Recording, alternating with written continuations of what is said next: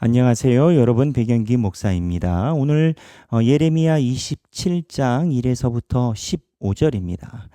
보통 대부분의 성경은 성경의 장의 앞에 표제어들이 좀 붙어 있곤 합니다. 표제어가 조금씩 차이가 있지만 대부분은 비슷합니다. 오늘 27장 1에서부터 15절인데요. 27장 1에서부터 15절인데 여기에 27장의 표제어가 뭐라고 나오냐면 거짓 선지자들과 싸우는 예레미야. 거짓 선지자들과 싸우는 예레미야예요.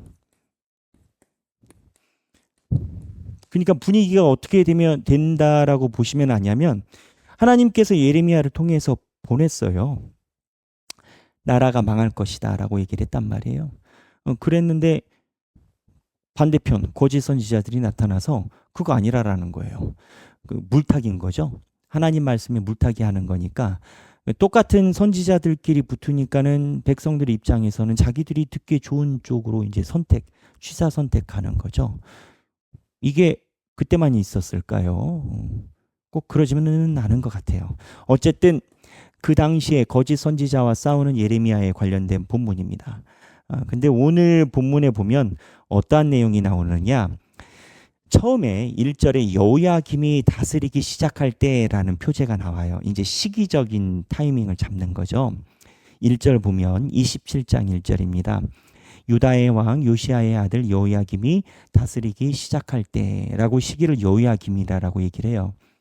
그런데 이 여호야김이 다스리기 시작할 때라고 쓰여진 원문이 그 글자 부분이 논쟁이 있어요. 그리고 그 여호야김이냐 아니냐라는 논쟁이 있고 대부분은 여호야김이 아니라 시드기야로 본장을 읽어요. 이게 뭐 목사님 여호야김 시드기야 무슨 차이가 있을까요?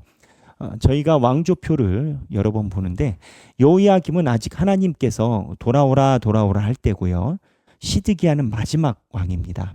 그래서 오늘 본문의 상황을 어디로 봐야 되냐면 시드기야가 있었던 그때 상황으로 학자들이 대부분 봅니다. 어저께 봤었던 거 우리야 선지자가 죽었던 건 누구 시절이죠? 여호야김. 여호야김이 우리야 선지자를 죽였죠. 예레미야는 살았고 그래서 여호야김의 우리야 사건 이후로 한 10년 이상 정도 뒤의 이야기로 추정을 합니다.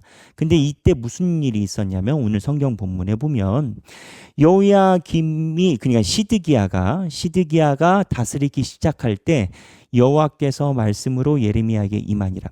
개역 개정 성경을 가지고 계신 분들은 성경책에 보면 각주로 작게 일이 표시가 돼가지고 제가 방금 말씀드린 거 시드기야로 읽어야 된다라는 것을 밑에 각주가 많이 되어 있습니다. 27장하고 작게 일자 해서 성경 밑에 보면 시드기야 본장 이렇게 개역 개정은 아예 그렇게 쓰여져 있습니다. 그러니까 시드기야로 놓고 보셔야 됩니다. 성경을. 그때 무슨 일이 있냐면은 시드기야가 다스리기 시작할 때 주변에 있는 나라들이 모였어요. 주변에 있는 나라들 왕들이 시드기야한테 왔어요. 그때 하나님이 예레미야를 보내세요. 그리고 예레미야에게 보내서 뭐라고 얘기를 하냐면 바벨론을 섬겨라. 내가 바벨론을 느부갓네살을 내가 선택했다. 누가? 하나님이 그 얘기를 하는 건 거예요. 그러면서 이 사이에 일어나는 그 과정을 성경에 기록을 하고 있는 겁니다. 자, 그러면 제가 방금 말씀드린 것을 성경을 한 절씩 보면서 얘기를 할게요. 유다의 왕 요시야의 아들 여호야김이 다스리기 시작할 때 여호와께서 말씀으로 예레미야에게 임하시니라. 여호와께서 말씀으로 예레미야에게 임하신대요. 그러면서 이제 여호야김이 아니라 시드기야로 읽어야 된다라고 했죠. 여호와께서 이와 같이 내게 말씀하시되 너는 줄과 멍에를 만들어 내 목에 걸고 유다의 왕 시드기야를 보러 예루살렘에 온 사신들의 손에도 그것을 주어. 자, 뭐냐? 줄과 멍에예요. 멍에가 뭡니까? 줄은 우리가 알아요. 멍에는 예전에 이제 저희가 소를 이렇게 경작했지 않습니까? 소를 경작한 게 소가 있고 제가 그림을 못 그리지만 도전해 보겠습니다. 예. 이제 예전에 여기가 그림이에요. 뿔, 소. 네. 이해되시죠? 나름 이 밭을 갈아요. 밭을 갈아요. 이 밭을 가는데 소에다가 이제 밭을 가려면 소의 힘으로 밭을 가는 거잖아요. 그러면 소에다가 여기 소쟁기, 쇠 있지 않습니까? 이 소쟁기. 여기 손잡이 잡혀가지고 이 사람이 이제 소쟁기를 잡죠. 그럼 이 소쟁기랑 소가 연결이 돼야 되잖아요. 여기 뭘로 연결이 됩니까? 주로 줄로 연결이 되죠. 줄. 때로는 나무, 강하게 하려면 줄 또는 나무로 연결이 되고, 그럼 이제 소의 힘을 받아야 되잖아요. 소의 힘을 받으려면 어떻게 해요? 여기다가 이제 목걸이처럼 나무로 이렇게 목에다가 걸어서 이 소의 어깨로 미는 힘으로 이렇게 쟁기를 가지고 땅을 갈아엎죠. 이해되시죠, 여러분? 그림이 아주 심플하지 않습니까? 네. 그래서 여기 목에다 거는 이 부분을 쟁기라고 하죠. 쟁기. 근데 이 쟁기를 오늘 가지고 간 거예요. 누가? 예레미야가. 하나님이 말씀하셔서 줄과 멍에를 가지고 내 목에 걸고 2절이에요. 유다 왕 시드기야를 보러 온 사신들의 손에도 그것을 주어 쟁기와 줄을 준다라는 거예요. 그리고 에돔의 왕과 모압의 왕과 암몬 자손의 왕과 두로의 왕과 시돈의 왕에게 보내며 이거를 보내라라는 거예요. 여기 근데 이 성서학자들에 따라서 조금 견해가 다르긴 하지만 대부분 견해가 지금 같이 모여 있다라고 봐요. 그러니까 보낸다라는 게 원인은 모르겠으나 지금 시드기야와 같이 모여 있는 건 거예요. 그냥 같이 모여 있냐 아니면 보냈냐 여기에서 이견이 있지만 이들이 이렇게 표현되는 것에는 통일된 의견을 가지고 있어요. 이 사람들이 왜 모여 있을까? 이때 하나님이 이제 쟁기를 보내라라고 했거든요. 쟁기를 보내라라는 것은 바벨론 왕이 너희들 목에 이렇게 소처럼 걸고 너희들을 통치할 것이니 너희들은 반항하지 말고 굴복해라. 하나님이 이 얘기를 하는 건 거예요. 그러면 이 사람들에게 왜 얘기를 했을까? 지도를 보면 그래요. 지도를 보면 자 이게 고대근동의 지도입니다. 여기에서 여러분 이 지도를 여러분들께 보내드리도록 할게요. 이렇게 확대해서 보세요. 여기가 이제 유다예요. 유다의 여기 예루살렘입니다. 여기가 예루살렘, 여기가 예루살렘이에요. 근데 지도에 보면 밑에가 에돔이 있고 옆에 모압이 있고 암몬이 있어요. 그리고 두로가 있고 시돈이 있어요. 바벨론이 어디냐? 바벨론이 이쪽이에요. 바벨론이 공격하는 노선상에 있는 나라들, 남아있는 나라들이에요. 이 나라와 시드기야 왕이 같이 있어요. 무얼 얘기를 할까요? 시드기야 왕은 지금 이 나라들과 연합해서 바벨론에게 대항을 하려고 하고 있는 건 거예요. 역사적으로 그래요. 동맹이라는 거예요. 근데 성경에서 하나님이 이 이야기를 하는 이유가 있어요. 하나님은 동맹하지 말라라고 하셨어요. 아버지가 아니라 전대왕 형제죠. 시드기야의 형제였던 전대왕 때는 하나님만 바라보라라고 얘기를 했어요. 그런데 시드기야 때는 이제 골든타임이 넘어갔죠. 하나님이 사로잡혀 가라라고 얘기를 했어요. 그리고 이 사로잡혀 갈 때 예레미야가 이야기를 합니다. 바벨론이 70년 동안 너희들을 다스릴 것이다. 바벨론이 70년 동안 다스리는 동안을 너희들이 그냥 감내하고 있으라라는 건 거예요. 이게 하나님의 뜻이다라는 건 거예요. 이스라엘 백성들이 볼 때는 항복하라라는 거거든요. 하나님이 예레미야 보내서 항복하라라고 했다는 소리예요. 듣기 좋겠어요? 기분 나쁘지? 그러니까 말 안 듣지? 그러면 하나님이 항복하라라고 한 소리가 하나님이 낸 계책이신 건 거예요. 근데 자기네들이 하나님의 계책이 없으면 대안이 있어야 될 거 아니에요? 그들의 대안은 뭐냐? 시드기야가 이 나라들과 연합하는 거였어요. 그러니까 예레미야를 통해서 이 왕들이 한 자리에 모여 있는 건지 보낸 건지는 의견이 분분하나 이 왕들한테 하나님이 멍에를 다 주라라는 건 거예요. 그 멍에가 뭐냐? 바벨론 왕이 너희들을 이렇게 통치할 것이다라는 메시지로 준 건 거예요. 그래서 오늘 이제 본문을 나가서 이야기를 하면 여기서 우리가 좀 주목해서 생각해야 될 게 있어요. 주목해서 생각해야 될 게 뭐 있냐? 첫 번째는 하나님께서 우리에게 보여주시는 삶의 방법이 나에게 거리낌이 있는가 없는가. 그러니까 하나님의 계책,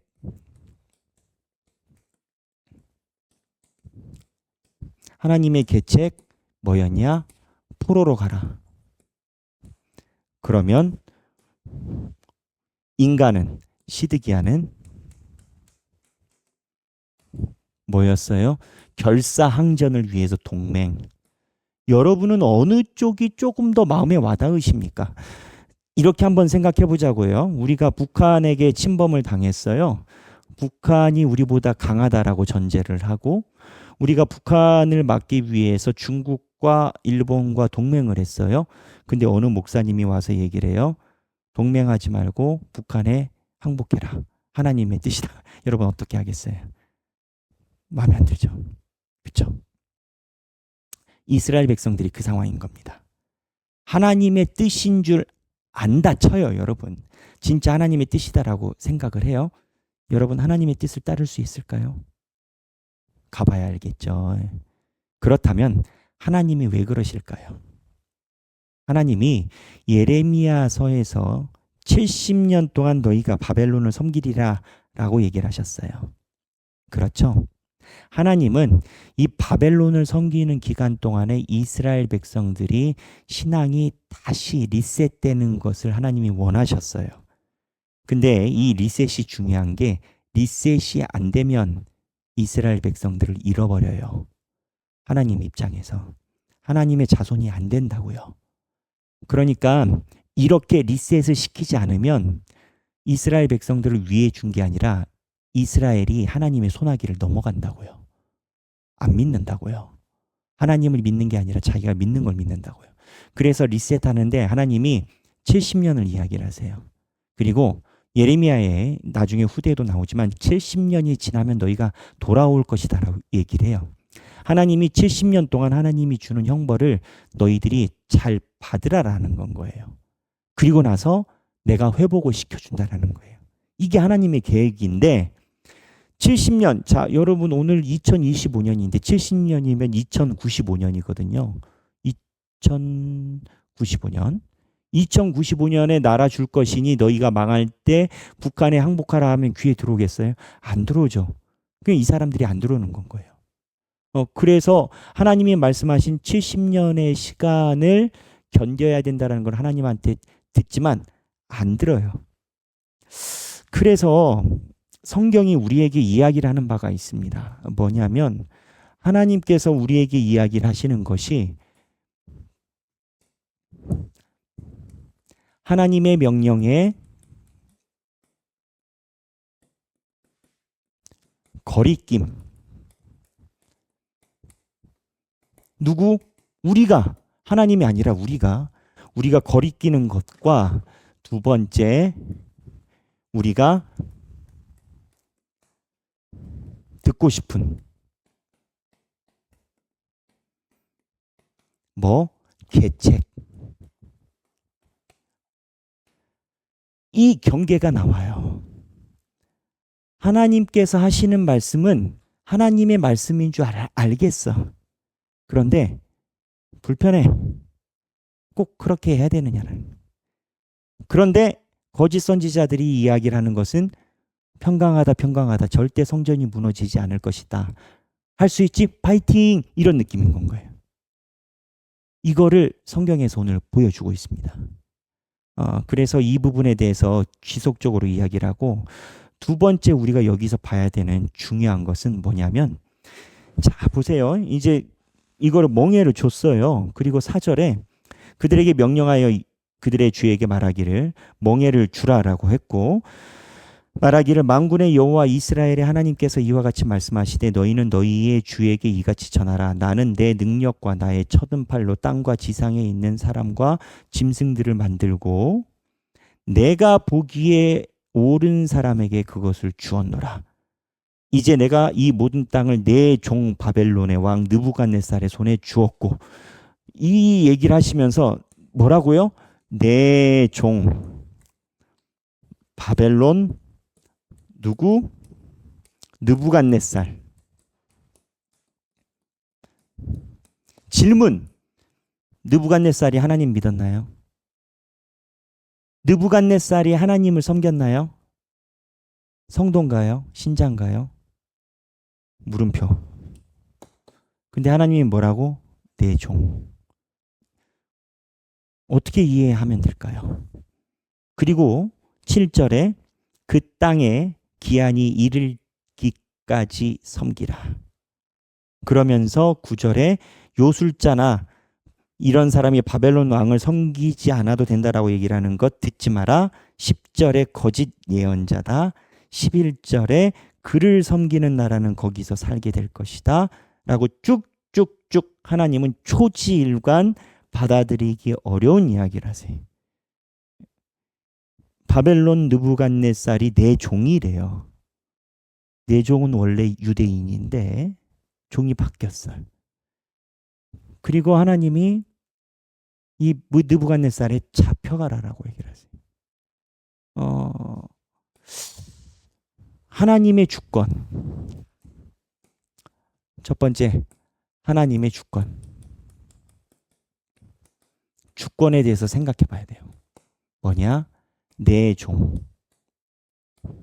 그리고 뭐라고 표현하셨냐면 성경에 내가 보기에 옳은 사람에게 그거를 주니. 내가 보기에 옳은 사람.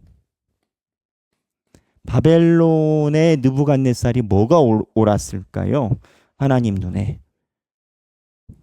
바벨론의 느부갓네살이 하나님을 잘 섬겼을까? 아니면 하나님의 율법을 사모해서 말씀을 잘 봤을까? 근데 하나님이 보기에 옳은 사람이라고 얘기했어요. 어떻게 이해하십니까? 그냥 이해가 안 됨이 이해해요. 제가 무슨 얘기를 하느냐?